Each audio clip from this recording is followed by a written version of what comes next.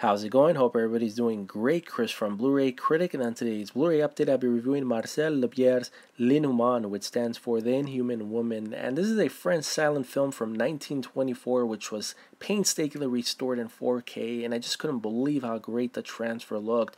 Really superb job by Lobster Films for giving us a proper restoration, and also to Flicker Alley for getting this great art house film release. And I like to think of Flicker Alley sort of like Criterion Edition releases, because they put a lot of labor of love in their films, as far as giving us great supplements, wonderful booklet, proper restorations, just a really great job. And as far as the film itself, it's basically about a famous French opera singer, Georgette Leblanc, who stars in the film.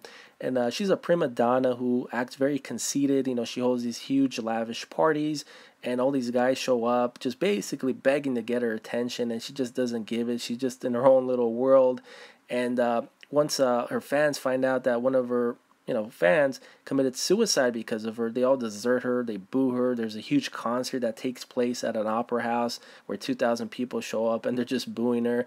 And also Pablo Picasso happened to be one of the attendees at that concert. I mean, how cool is that? You don't get to see Pablo in the film, but he's there in attendance, so that's just really amazing. And for the first time ever, you get to see the original colorful tints since its initial release. I mean, for a film that's 92 years old, it's just absolutely amazing. It comes with a couple of great supplements as well, one of which is a 15-minute documentary on the making of the film.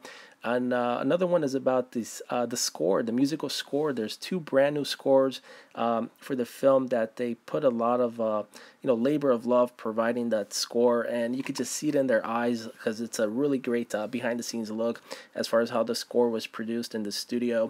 So the score, one of which is by the Alloy Orchestra, the other one is by Agel Telfiel. I hope I'm pronouncing it correctly. And you could just see it in their eyes that they just love putting the score together, and all the musicians that contributed for this great release. So here is the book itself, and before I talk about the booklet itself, I want to mention as far as my thoughts on the picture quality. I'm going to give this one a solid 5 out of 5 because they just really did a wonderful job on the picture quality. And as far as the two scores, I'm also going to give it a 5 out of 5. So here is the wonderful booklet. So it gives you some production notes as far as the making of the film itself. So this is as art house as it gets, and this film was released, with great controversy because of its technical achievements.